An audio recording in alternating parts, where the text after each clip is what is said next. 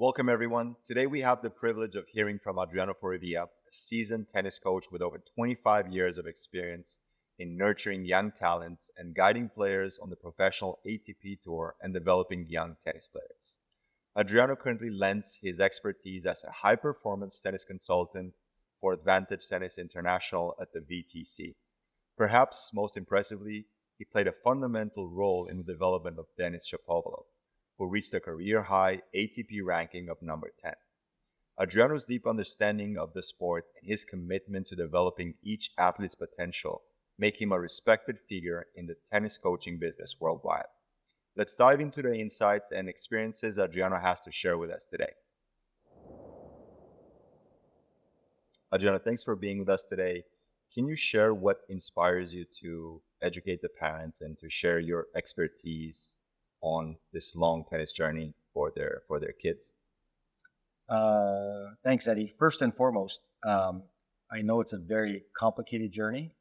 However, I've had quite a lot of experience in developing young talents and trying to get them up to the ATP. And I'm happy to be here to share my philosophy and things that I thought worked for me, and as well as to ensure that it is a fun journey, and to have a little bit of patience and just enjoy the ride. It is clearly a challenging path for kids as much as it is for parents, right? What do you say to commend and to praise the parents that are actually fully committed to this development, to their development, and they're invested in every single way? I really do want to commend the parents as the amount of time, money, just endless hours of their commitment. They're fully sacrificing to, give their child the best chance to, one, play tennis, and, with the potential of trying to become a professional. I know it's not easy, but, it takes up a lot of weekends, takes up a lot of times. There's no vacations. But it really is, I can really appreciate it because seeing it day in and day out and seeing it over all the years, I really think that it's something special. And I really hope that, their players, their kids really appreciate what they do for them. Would you say that mental toughness on behalf of the kids and mental toughness, resilience from the parents' point of view is an important aspect as well? Or I think it's definitely important. I do want to say, at a time right now that we're in, I feel that kids are a little bit more mentally softer for many, many reasons. One, I believe, or I think that, parents sometimes make their kids soft. They have the opportunity to give their kids many things that they couldn't have when they were children. I also think, we're in a time of age where everything's on social media, and kids are just kind of worrying about their image or how they look or if they're liked and so forth. And I think it just becomes very, very mentally tough on the kids, which kind of stunts their development as well. So I think it has to go back to kind of old school, and it's just work hard. The expectation is to work hard, and there should be consequences to not doing that, but that's about it. you mentioned social media. How do you think social media is affecting both parents and kids? Because obviously parents are going to be on social media and seeing the results and seeing what's being thrown out there by the competition. How do you think this is going to affect both? Well, firstly, I think for the player, it's basically having hundreds, thousands of extra eyes on you. So they must feel the pressure to look good, to to have to post wins, things that are super, super positive. But when we know that, one kid wins a tournament, I also think, the kids looking at other kids posting and seeing all this adds a lot more pressure. It's more in their face on a day-to-day basis.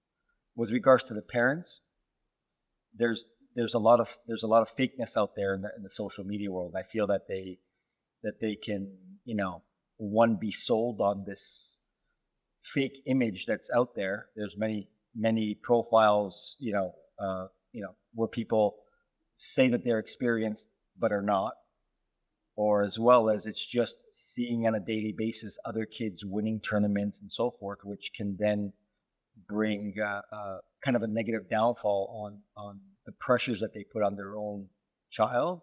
So I think it just adds to the pressure of both parents and the children. Makes sense. What would you say is the best solution in that regards? How can they isolate themselves from all the noises, all the clutter from the social media? Simply put, get rid of social media. Makes sense. Unfortunately, that's not the world we live in. I think number one, I think it's important that parents, up until a certain age, just run their children's social media, or maybe help them with it. They can also help them avoid or teach them, through what they're seeing and so forth. So maybe it's like an education way of going through or looking at social media. I think for the parents as well is to just look at social media in terms of, or what's on there in terms of like just positive things and what they can look at to learn from it, versus using it to like compare their child with others. Easily said, but if there's a way, or if they can realize that could be possibly happening, that maybe they can kind of get better at that. Makes sense. Let's talk about excuses. I'm sure you've heard some phenomenal excuses through your career. So what are your thoughts on that? I have to say, my line is, I'm not in the business. And I think it's important to teach the young players that no matter what, there's no excuse. Whether they've played opponents and there were so many bad line calls, or the referee wasn't on their side, or the type of ball that was used, or I always get tough draws, I always get a seed. And I think if parents feed into that more, which I do see a lot, and it's probably not done purposely, but I think it just adds to the player having excuses versus, them having to fight through and learn how to problem solve on their own, no matter what, and make themselves tougher mentally. So I really believe, one, the parents' role in this is hugely important. And myself as a coach, I've never taken an excuse. I never will accept it. I will call the kids up on it. And I think in combination, if the parents are on the same page, I think it can make a big difference in just having that player develop with a mentality of no problem. It's an even better challenge for me, and I can develop faster, and it's going to make me more mentally tougher. That's great. I know for a fact that you emphasize solution-based thinking. Can you develop more? Can you expand more on that? Like, how can that help the kids develop better? How can they accept more the challenging aspect of their growth and their journey? Well, as a coach, I like to purposely put them in situations where they're either uncomfortable. I like to say, the player is going to become comfortable being uncomfortable. So I like to put them in a lot of scenarios where they are uncomfortable, and with the goal of them having to find ways, knowing that I will not accept any excuse. It's something that should be done over and over and over again. I don't think we do it once. I think we continuously do that, because with the sport, the environment changes. The conditions change, outdoors, indoors, windy, different balls, different types of opponents. So I think it's important to keep teaching the psychological side of dealing with everything, dealing with adversity, and enjoying that part of the sport, because they will become much better tennis players if they can own that. Makes total sense. Is there such a thing as too much challenge? Very good question. I can answer with a yes and a no. I do think that at different stages and different ages, the players can handle less or more. I do think it's something that depending on the player, how they are, that maybe it could be, challenges as they get a little bit older each time, become a little bit more tougher, a little bit more tougher.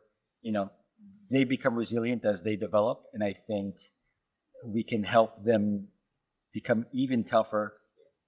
But I do think each child is different. Their mentality is different. And that has to come from the coach.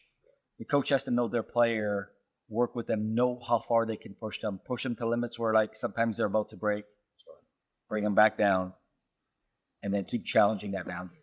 That's great. We know for a fact that playing tournaments is a race to chasing and getting points. If it's on a local tournament point of view, if it's on the ITF tour, if it's on the ATP, WTA, everybody's chasing points.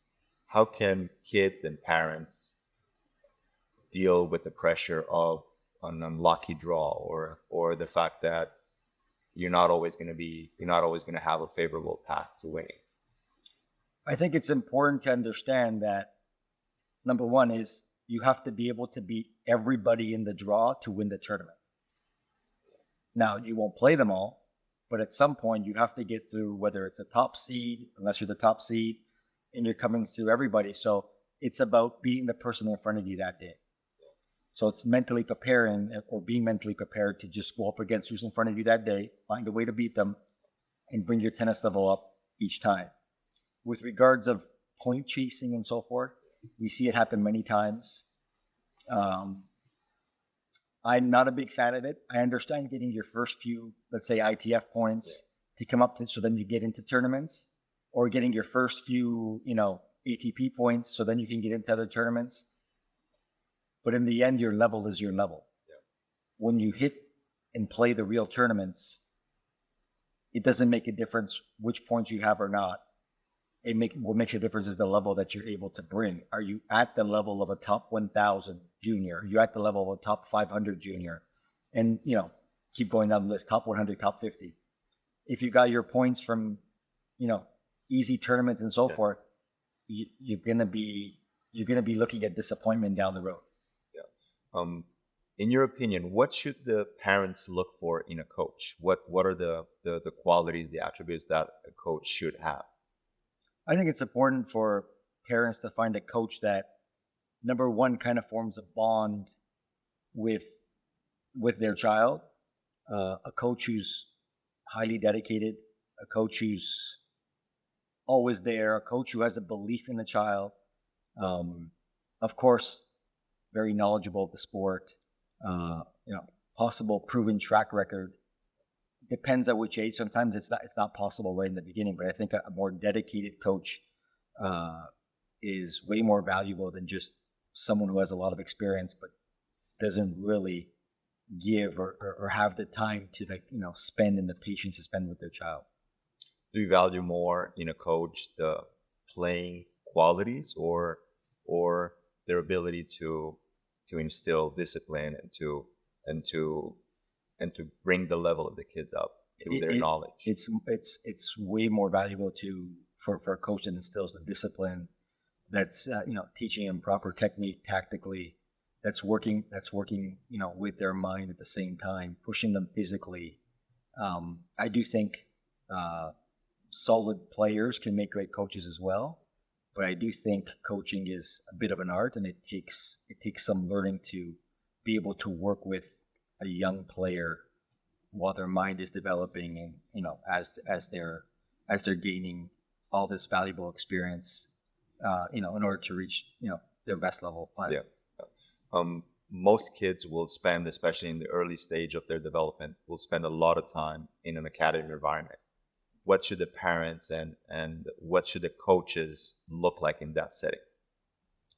I think an academy for the kids is a very important part of a player's development. As number one is there's many other kids in the academy. I think it's once parents and the child, once they have a coach selected, that afterwards while they're in the academy, they're really using other kids to, one, just build relationships with, two, to be able to spar with, there's kids of many different levels, kids of many different playing abilities and game styles. I think it's very important that if the academy is able to provide a solid group base for them, I think it's very important, as I believe that, I would say just about on average cases that group training is about half of,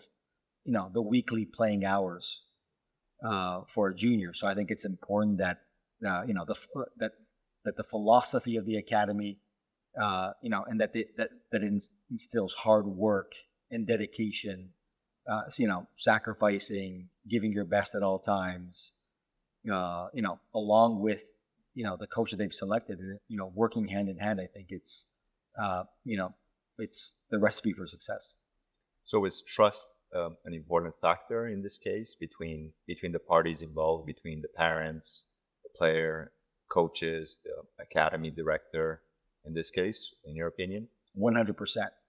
I think it's important that once the trust is there and it's set, that then it's just constantly shown, or the child must feel that everybody's on the same team, and the team is there for him or her to succeed, at all times.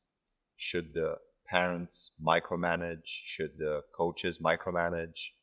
What are your opinion? What is your opinion? I think each coach, player, and parent should all have accountability for certain things that they're responsible for.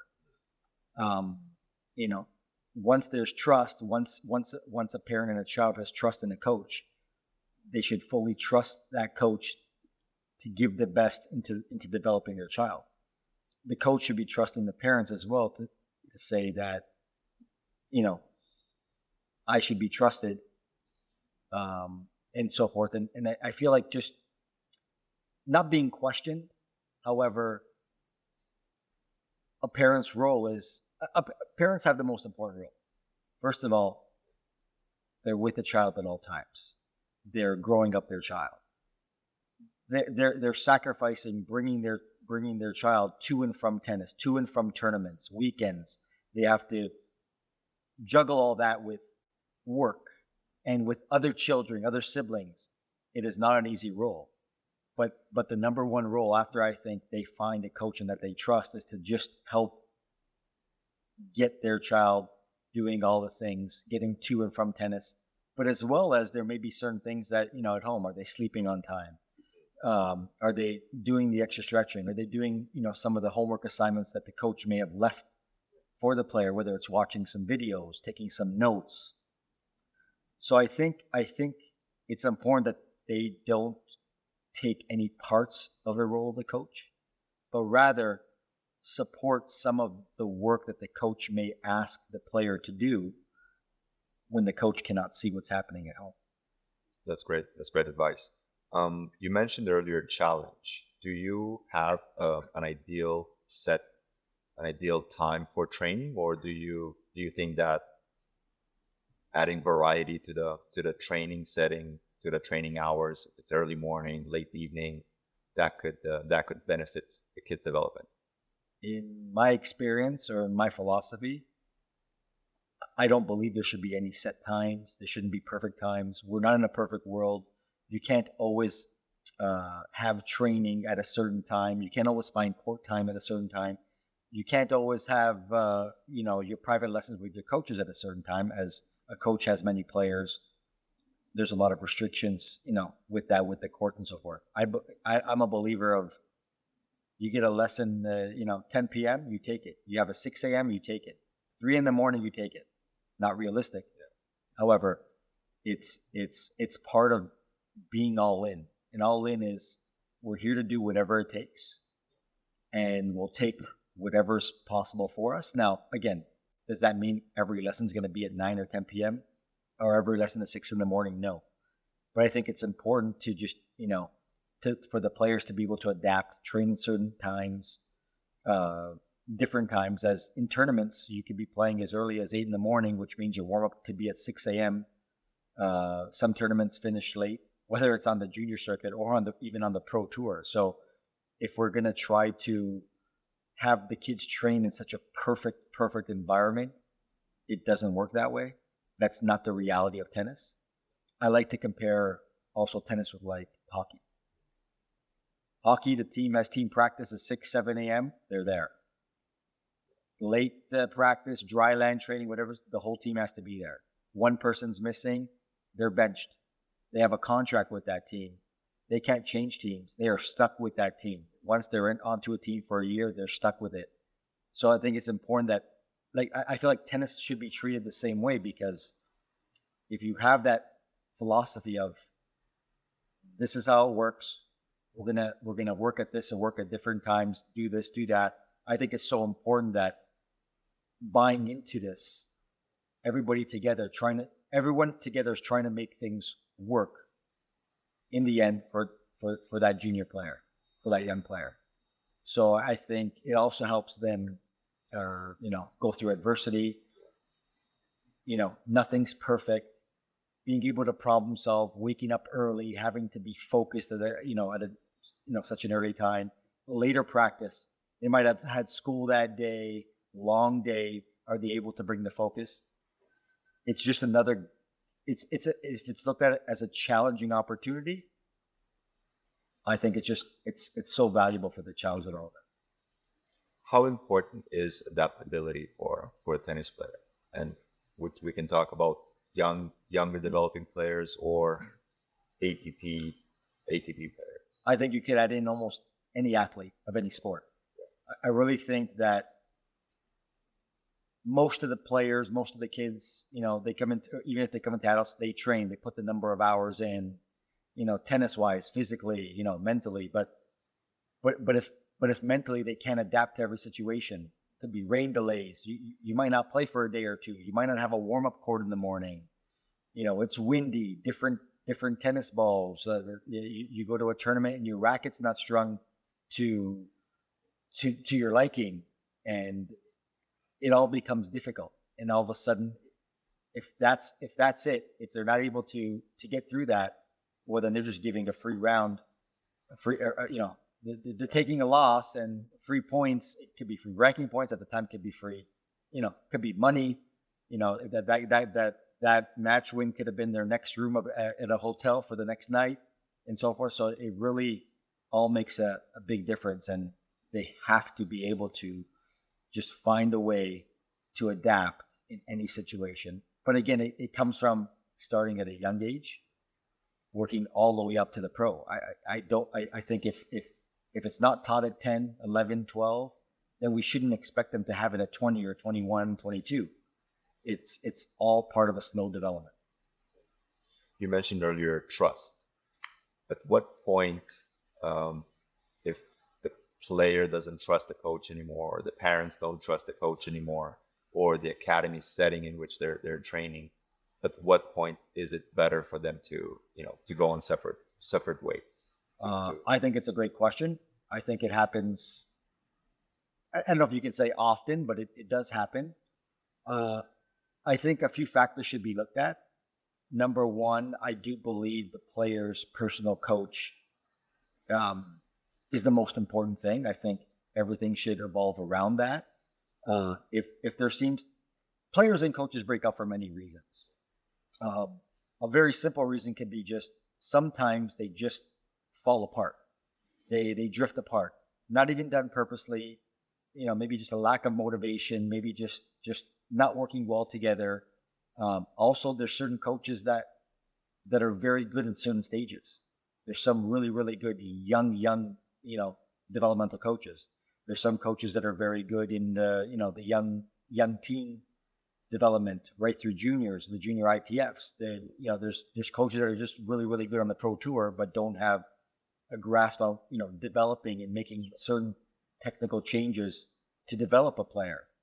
So, and for the most part, it's usually one coach doesn't have it all. So I think there's many instances where it can happen, but I feel like, number one, if the player is not feeling the same thing with the coach, and vice versa, if the coach is not feeling with the player, I think it's important to just have that conversation, say, we're not the best fit. They could possibly move to another coach in the academy if that's an option at their club. But down the road, I think if that pillar is not working well, they find the pillar again to work around the coach, because the coach can then set the environment for them. Academies are all about the environment, working hard, discipline, and so forth. A good coach can turn any academy environment into something of, solid learning, solid challenges for a player, even if the levels of the player are not all equally the same. So I think it's just once it comes down to the personal coach not really working well, maybe it's time to change coaches, maybe another academy, maybe the philosophy of the academy is not working with them.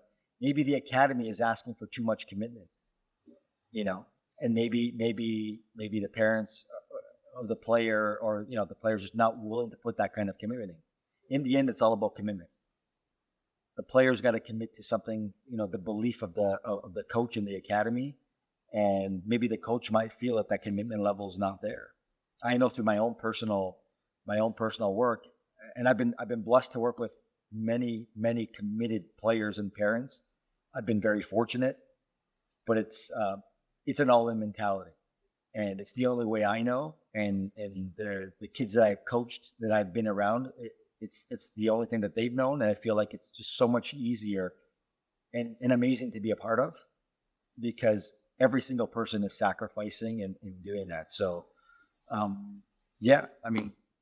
there's also one more thing I want to mention.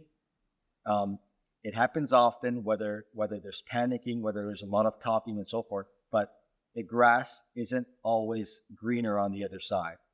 I will say, I'm confident to say 80 to 90%, it is never greener on the other side.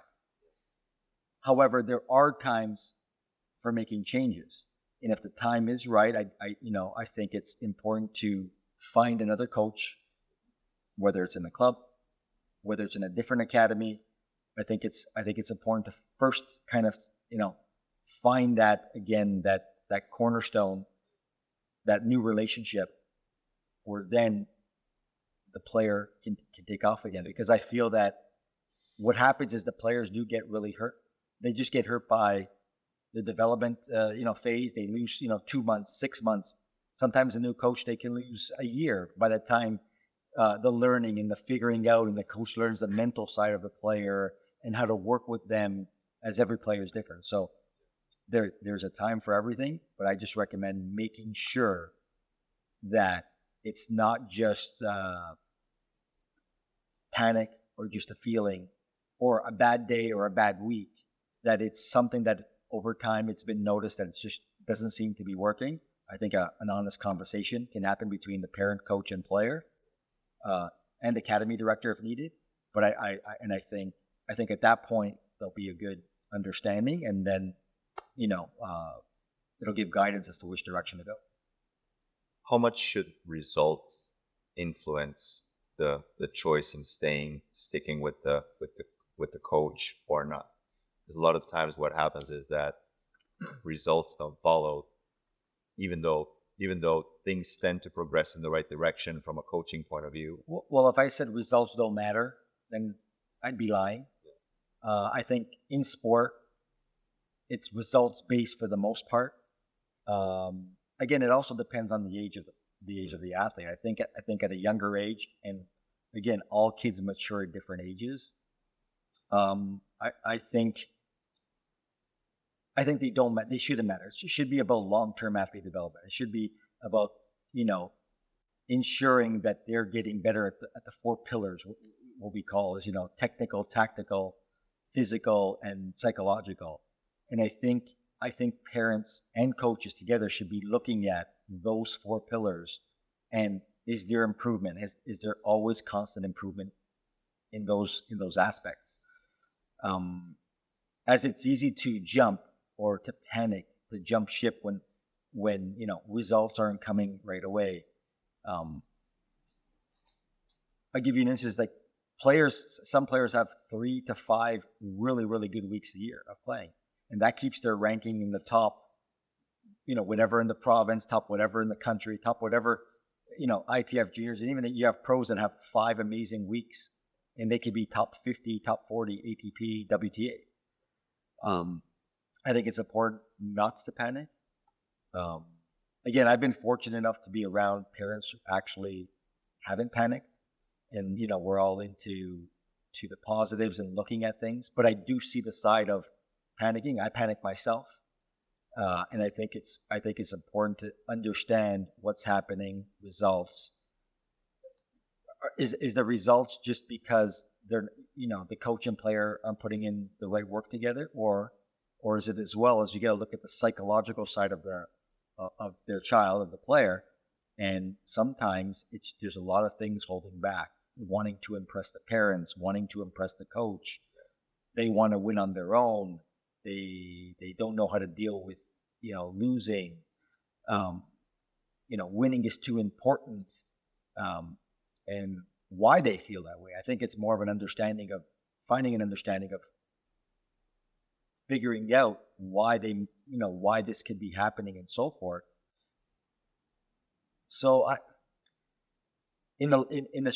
shortly put, I don't think it should just be results based, especially from anywhere from 7 to 14, 15 years old. As long as there's a development in something, there will be times where maybe a player might need to hear a different voice, and that's when possible change is necessary, because the coach at some point becomes almost like a parental figure. That the players spend more time with the coach, and just like young teens eventually stop listening to parents, or that tough age, it becomes the same with the coach, and it just kind of stunts development. You mentioned the different voice.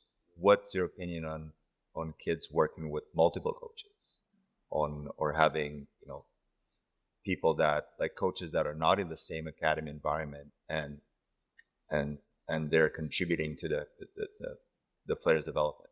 I love the question. I've seen it happen so much, and for me, it's a complete no. I feel like it's a lot of information, and for the most part, a lot of different information that the child's receiving, and it could be very, very confusing because the same message is not being sent. And for the most part, in most cases, it's eventually, well, who's taking ownership of the child? And myself as a coach, well, if I know that a player is going to be going somewhere else, it was like, do I take ownership? Do I not? And I think that's where relationships can be hurt. However, there are cases where it can work. I do think it's more important if it can work in the same academy environment, where there's always just another pair of eyes, a trusted pair of eyes that works together with the coach. Doesn't make the coach feel, scared or with his back up to the wall, his or her back up to the wall. I think it's important to just, and I've done it many times where I ask people that I trust, what do they think of this? What do they think of that? And I have certain specific things that I ask them to look at. I think it's super important to do so, because I do think that second pair of eyes, maybe a third pair of eyes, 99% of the time is needed. But it's just how it's done. Again, if it's done with a team that's all together where they're communicating, it's going to be great. But if it's done at different academies and different coaches, there's a very, very high chance that they're all communicating together. And I think that just hurts the development of a child once again. So second pair of eyes, yes, a must, but through a trusted source, through other coaches, high-level coaches. I've also done it myself, being on the road, being on the junior tour, on the men's futures tour. At the time when I was, going through it with Denis, but I found a respectable coach who had great experience, and I was never afraid to ask questions. I've been lucky. They've been very good to me. They gave me some great advice. They gave me tips. I'm like, carte blanche, just let me know, what do you think is needed to be worked on? And usually what I did is I've asked 2-3 coaches, and whatever whatever they all said was the exact same information. If it was similar, whatever was similar, I used the number 2. If 2 out of the 3 said something that I thought that they thought had to be worked on, I right away put it in my notes and I went to work on it. We talked about training, academy setting. What individual lessons, one-on-ones, semi-privates, what would you consider purposeful practice? What is quality training for you? It means that every time that they're on the court, that a player is on the court, that something's being worked on. So, for example, court time and more court time isn't necessarily going to do any good. In fact, it'll probably do much more harm than it will do good if there's not purposeful practice. If kids are just on their own but don't really have a focus, or maybe some parents might force them to play more hours because they think it's more important. But again, if it's really not set up in a way where they're working on something, now occasionally once they're all going out and having fun and playing with a friend, great. I think that's very important as well. But I think that in their academy setting, in their group training with their coaches and semi-privates, obviously they're working on a specific thing. And I think it's just important that every time they hit a tennis ball, that there's meaning behind the ball they hit. Makes sense. In relation to that, how important do you think is a training plan? Having a yearly training plan, a multiple year training plan from a long-term athlete development point of view, how important do you think that is for young developing athletes? And we're saying, like, let's say 12 years old and up? We're saying 12 and 12. Yeah, I think almost under 12, you can start a little bit having somewhat plans. Because then I believe then it's just maybe too structured at the time for that age. And they're learning a lot of, basic fundamentals, which then they can take them to the next level. I do think once they're 12 years old and above, I think a yearly tournament and training plan is super important. I think there's certain blocks and certain times for working on certain aspects of a player's games. And when you know their important tournaments, you can work backwards from there to ensure that there's enough time to work on certain things, but they're able to peak when they really want to perform their best. Would you say that there's with so many tournaments being added every week to the calendar, would you say that the training blocks are getting smaller and smaller? Like players have to adapt even more? Yeah, that's pretty much it. It's the ATP or the WTA players, they're complaining about they barely have an off season, and which means their vacation cuts into their off season, which then isn't as long as it should be or could be, and then it's right back into it right away. So I do think that you got to be able to adapt and do things in certain ways, but I do think you should, as a young developing junior, I think it's important to just find times where even if there's tournament play, but they're tournaments that aren't so important, so that the players can still work on it could be a tougher phase, it could be a more intense phase, yet knowing they're going into their tournaments not fully optimized, for having their best chance to win the tournament. But I do think it's important to have many blocks throughout the year, so training phase on the court, fitness blocks, and so forth. Makes sense. We talked about challenge. Let's go back to challenge again.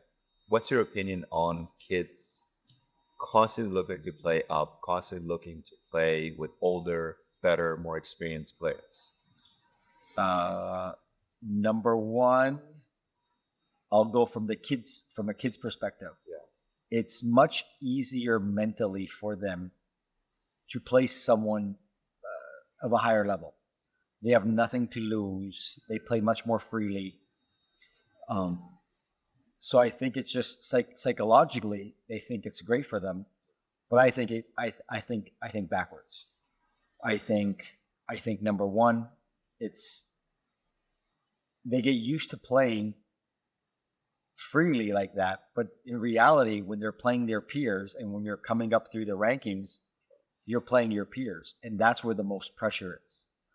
And I feel like they need to be better at doing that, because that's mostly that's the more realistic aspect of when they're playing matches and playing tournaments and so forth. So I think, occasionally playing up is okay, but also, and I also see, on a parent's perspective, they all believe that, their kids should be playing up, over all the years. In my 25 years of coaching experience, I've seen that, I've heard that. They don't realize the harm that it can do for their child. One, it's, again, just for the child to be able to play free and saying it's okay. Oh, I was playing a better player. That gives them a way out. Sure. On top of that, it's, playing a stronger player. The younger player, the weaker player is going to be on their back foot all the time. The ball is going to bounce in certain areas. More of a chance to get hurt. They're physically not ready for it. There's a lot of factors that should be considered. In my time as well, sometimes when you hit a certain level, you don't, we're in an environment you don't have better players to play with. And I always found that finding a player who trains hard on the other side, runs after every ball, and enjoys being on the court and adds to the environment is just as good as, it's actually better than finding, a top player. And I'm talking, 16, 17 years old, than just finding a top player to trade with. I think it's just important that you have somebody that's just going to get some balls back, work hard, and so forth. So I really think that's, whether it's a myth or, parents, coaches think that that's the right way. I don't think so. And in a way I do it as well, as comparing it to hockey or soccer. The kids age up with each other. Now, in certain hockey or soccer, there's a special exempt. I know in hockey, I think it's been done like 5 or 6 times. And these are with special, talented athletes. In tennis, kids move up accordingly as well, but it's also, it's based on their tournaments. If they're doing super well, if they're into the ITF circuit and doing super well, that's a tell of that. Then they should be, training out. Moving on to the fitness aspect, I know you're big on fitness. How should parents prioritize this aspect of the development of their kids' development? How much should they emphasize the fitness aspect of it? Straight up, it's just as important as the tennis for me. It's not as many hours a week needed or dedicated for it, but the importance of the athlete becoming, more coordinated, being pushed off the court, adds to enjoyment of the sport, makes them they become more well-rounded. I think it's super important. I think, again, as they're getting older and older, it becomes even more important.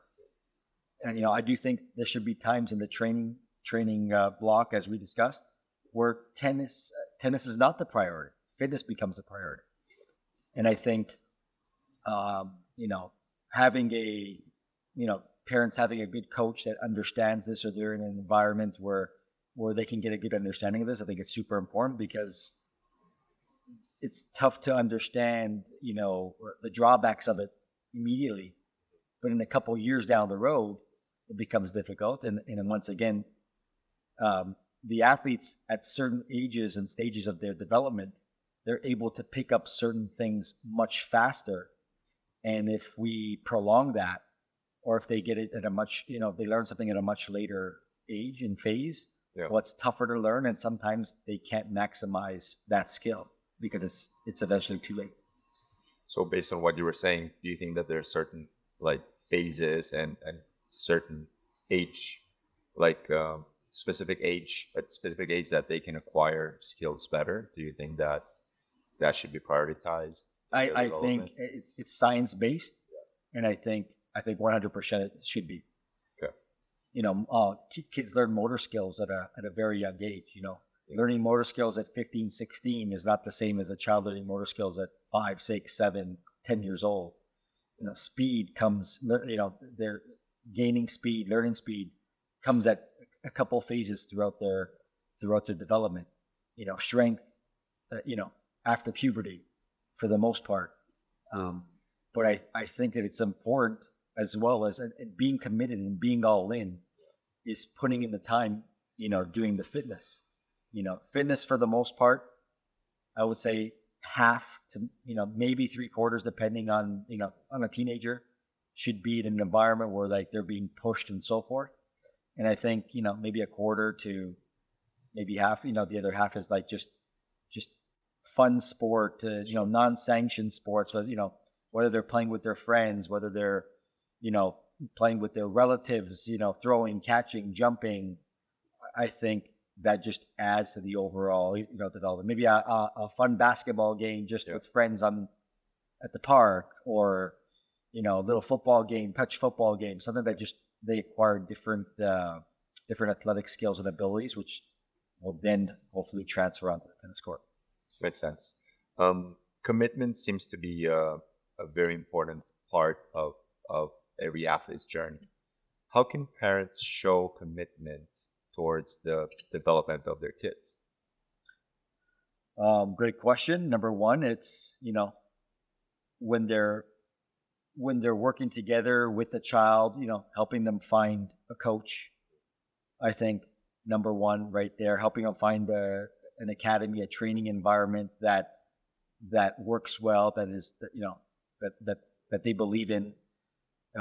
Again, as I said, the most important role, like getting them to and from training, picking them up from school at early times, to get their lesson in, late nights, weekends at tournaments, missing vacations, juggling work and other siblings.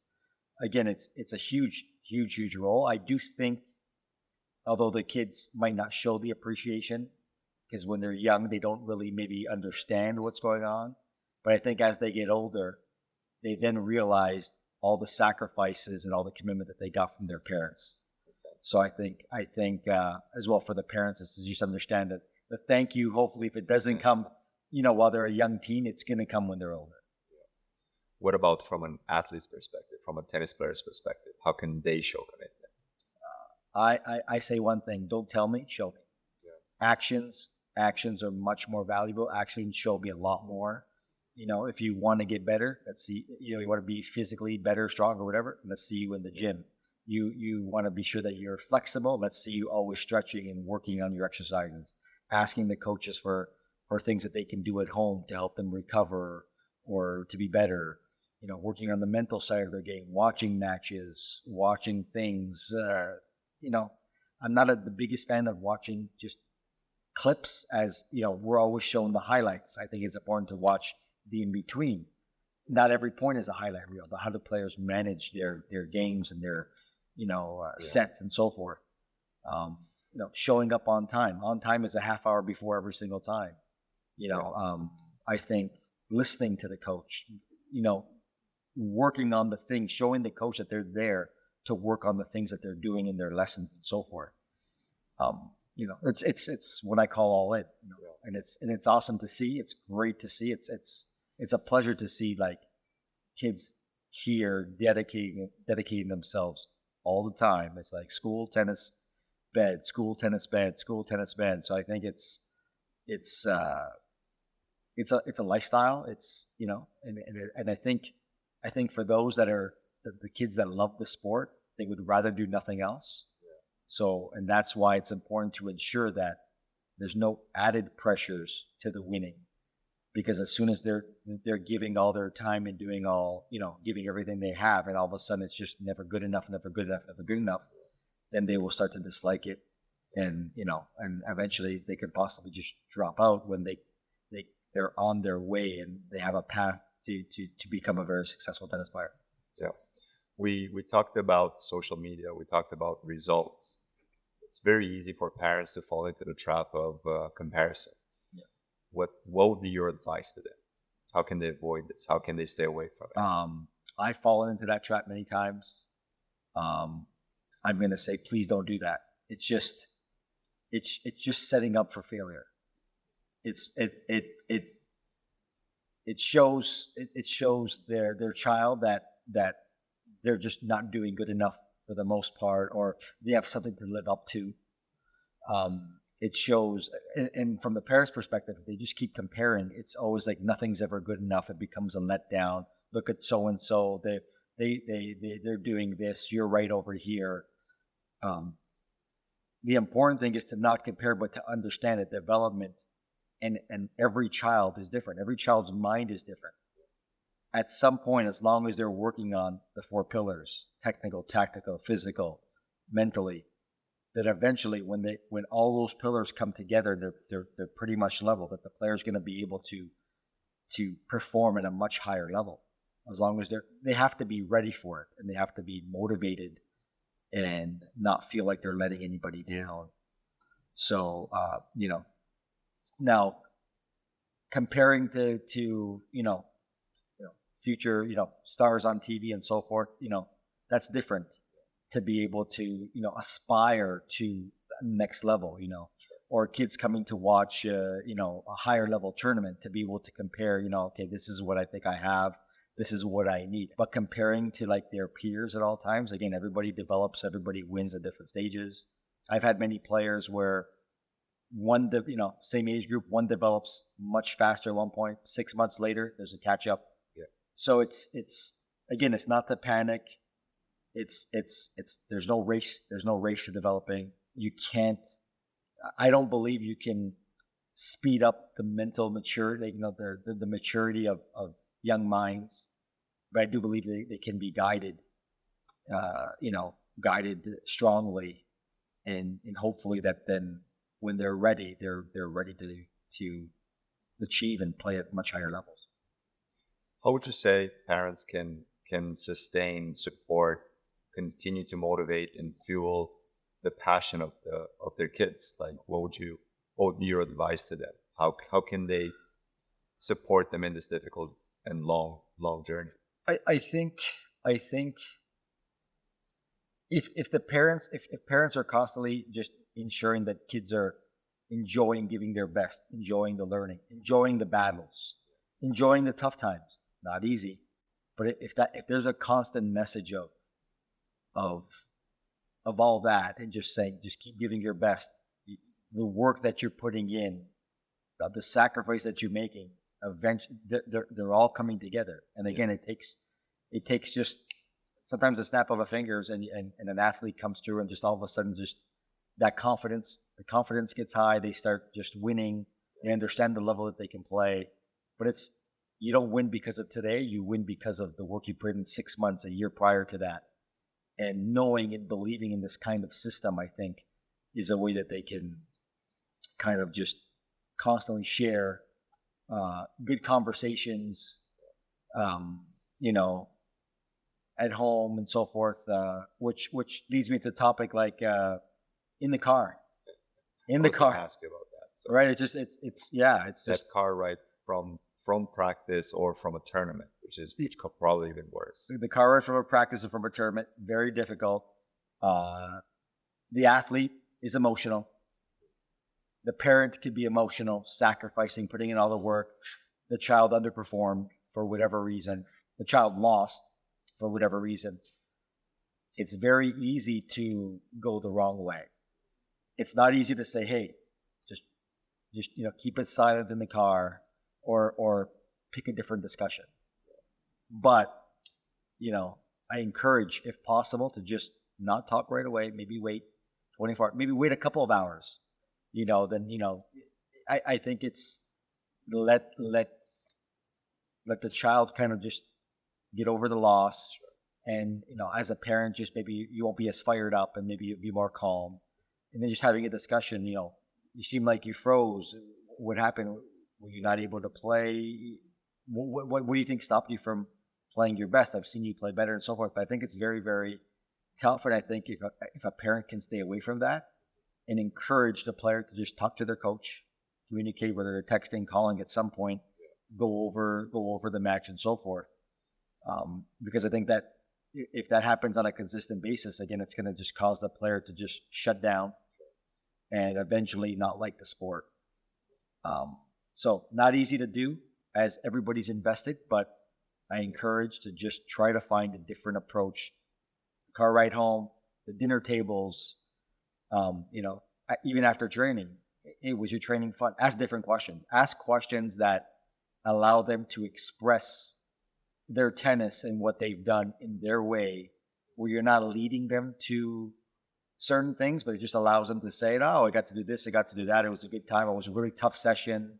Just where it allows them to describe their session in a way that's almost exciting versus asking questions that it's always about Sure. how do they do, how do they perform, and so forth.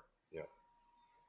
What's your advice on dealing with losing streaks? Like, most players go through them at a certain point in their career Yes. where they just don't seem capable of winning as they used to in the past or as they've done it. What's your advice on that from a parent's point of view? From a parent's point of view, it happens often, and at every level I've seen that. I think what's important to understand is a losing streak, for the most part, either you're playing too high levels of tournaments, but let's say it happens often, just at the right level of competition for their child. It does happen often, but it has to do with a lot of confidence, handling the pressures. Maybe they're feeling extra added on pressure from the coach, from the parents. Kids at a certain age have a certain amount of pressure themselves, where eventually it just becomes too much for them to handle.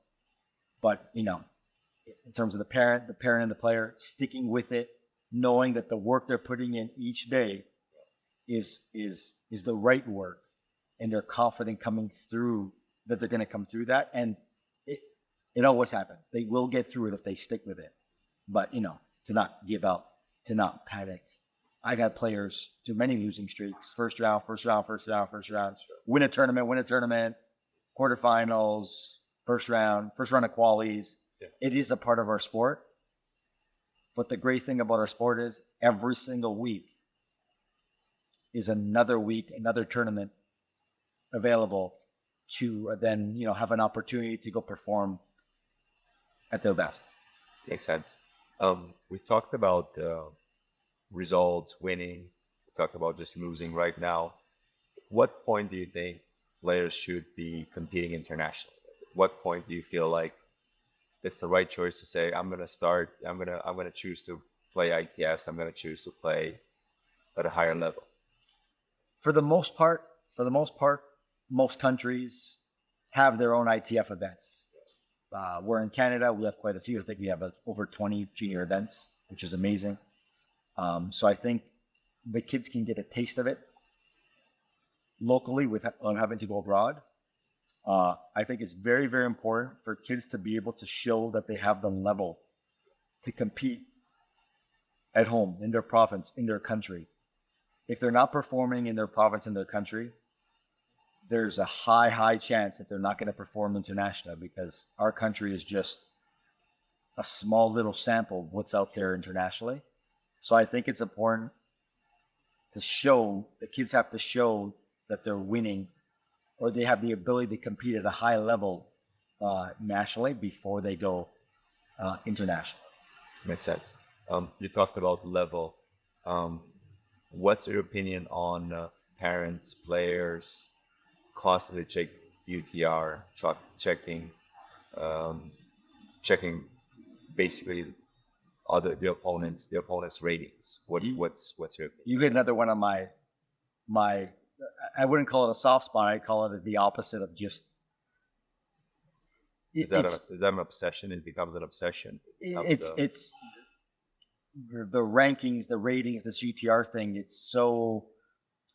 It takes everybody out of the now. It also, you have a higher UTR, you should win. Yeah. Or, you have a much lower UTR, so you go in there and just play loose and go give it everything you have. I think there's a person on the other side of the net, and you're there that day to play that person on the other side of the net. Stop checking UTRs. I ban UTRs, just like I feel like I want to ban, social media. But I think it's just an added pressure or an added distraction of the now and what and who the player will play, that upcoming day, that week, and so forth. So the UTR is used for, entering tournaments and so forth, certain tournaments in, I believe, the U.S., but it should not be a factor looked at whatsoever. I think, especially at a young age. I do understand colleges look at UTRs as part of that, and maybe in the last year of juniors when they're looking to, get a scholarship somewhere. I totally understand that, but in all this young development stuff, it shouldn't even, they shouldn't even have an account. They shouldn't be able to even see the UTR. It's a reason for a lot of panicking and a lot of panicking, a lot of excuses, a lot of not being in the now. Yeah. So I think just please ban UTR. We talked about going internationally just now. How can parents ensure that they're getting the right support from the federation, from their local, if it's the Canadian, if it's the Italian, if it's the US? How can they ensure that they're getting the right support from their federation? I would think it's important to understand, what kind of support are they receiving? I think it's important to receive support that's a complement, that complements the current development, all the work that's being done. Are they able to help a player and a coach together, with various different resources that they can provide? I think if the federation is able to do so and they show that they're there to help and assist and supplement in any way, I think it's great. At times, though, depending on federations, it's they support you in a certain way where it kind of stops the relationship and the development with their player and their current coach, who have built a relationship over years, and I think that can be hurtful for the child because they're going into a new coaching situation, into a new system, and again with all this new environment, takes a long time to learn. It could stunt development for a while. So I think it's important to understand how the federation wants to help them. If they're there to help, to help the player and the coach, I think it's fantastic. I think if it's just say, hey, ship off your player to us and thank you, and bye. I'm obviously, as a coach, that personally hits me. However, there could be other times where it works, because if the player's coach is not able to travel a certain amount of weeks a year, but they're able to go to the federation and they go on tours and they have a travel coach, well, then I think it's something to consider. So it really all depends. Now, if the player's current coach and academy environment can help support and have coaches that are traveling to tours, well, then it's one thing, but again, it all depends on the coach. It all depends on the academy. It all depends on every situation is different. Makes sense. You've been through the process with Denis, and turning professional has very, very low odds, right? Yes. How should parents and young athletes approach the development process and truly benefit from this? I think it's super, super tough to make it at the highest level of any sport. But I also think it's probably the most fun or competitive or just a great challenge to go for, to try and achieve. I'm a big believer in the sky's the limit. I believe in dreaming big, for the young athletes. But there has to, within reason of like just understanding that it is super tough. And the commitment level, sacrificing, the all-in has to be there. But also for parents to understand that, it's very, very tough to make it at a high level, but to constantly support their child, to constantly give them every opportunity, which again, I commend them for doing that. Like, it's without the parents, the athlete has no chance, while us coaches don't have an opportunity to work with somebody to try to get them to the highest level. So I think it's just understand how tough it is, but also encourage the child to just keep giving their best, because you never know.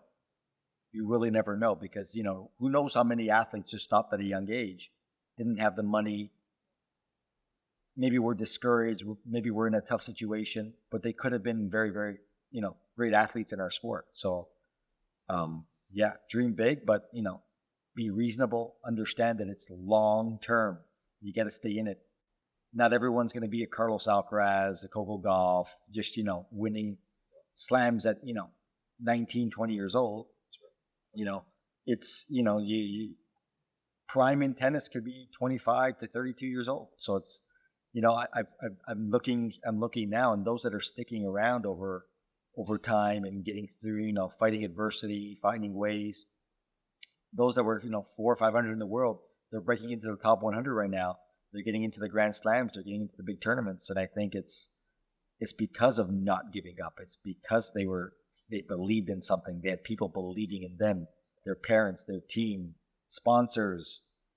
I think it's special, and I think it's again, I have such appreciation for those that are giving themselves to the sport. With tennis being such an expensive sport, and you meant, like, we talked about traveling, going internationally, how important do you feel the financial support and being able to sustain this journey is? Unfortunately, this sport takes a toll financially, and not every child's family, not every family can afford, doing it properly, going through it properly.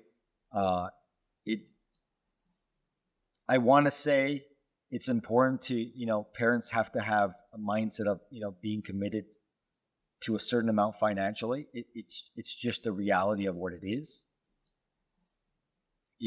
Trying to find maybe sponsors, trying to find, I've seen parents, again, dedicated parents taking other jobs just to be able to help their children play. And again, I commend that, because it's that's how they show their kids that they're doing whatever it takes for them. And I think it inspires their kids to, like, just give their best, and every single time, and appreciate what they have. Yeah. So it's expensive, but finding ways to support their child in whichever way possible. In every way possible. Adriano, thank you so much for taking time. It was great. Loved every minute of it, and it's great for you to share your experience with us. So thank you again. Really appreciate your time. Great to be here. Thank you very much.